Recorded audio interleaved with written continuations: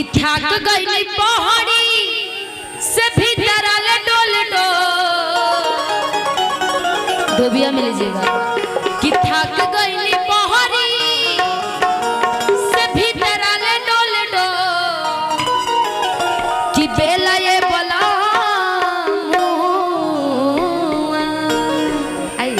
कि बेला ये बोला मुआ तू रोटी तनी गोल गोल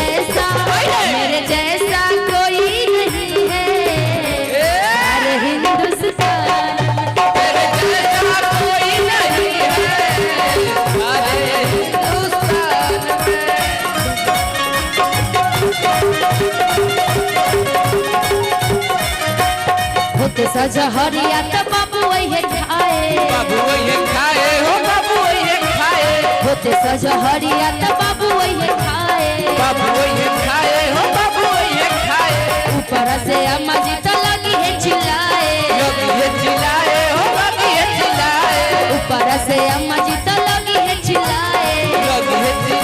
हो लगी है चिल्लाए होते सजहरिया तो बाबू वही खाए हो बाबू वही खाए ऊपर से अम्मा जी तो लगी है चिल्लाए हो लगी है चिल्लाए पड़ी खड़ा में तो कोई दिली बोलबो पड़ी खड़ा में तो कोई दिली बोलबो बेला ए बोला बेला ए बोला मुआ तू रोटी तनी गोल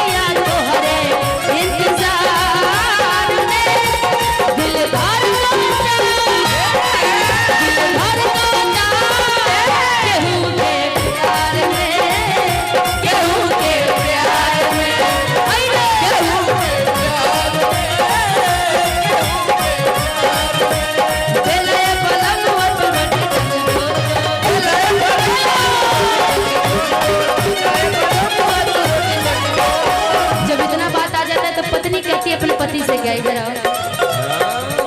कि कोई कर राजा तनी में हरि के सेवा हरि के सेवा हो हरि के सेवा हरि के सेवा हो हरि के सेवा अपने बेटाई राजा रतिया में मेवा हो रतिया में मेवा हो रतिया में मेवा मनाए कि कोई कर राजा तनी में हरि के सेवा हरि के सेवा हो हरि के सेवा हरि के सेवा हो हरि के सेवा तब नु बेटाई राजा रतिया में मेवा हो रतिया में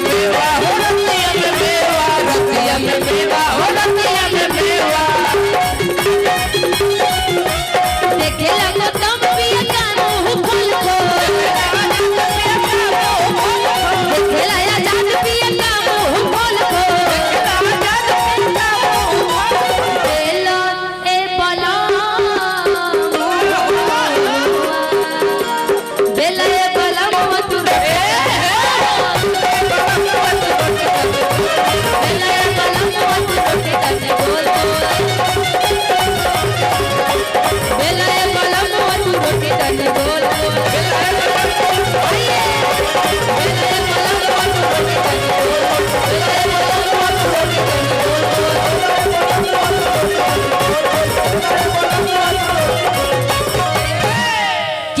बेला ये बलमुआ तू रोटी तने गोल। आइए होली का दहन है, होली का गीत हो जाए क्या?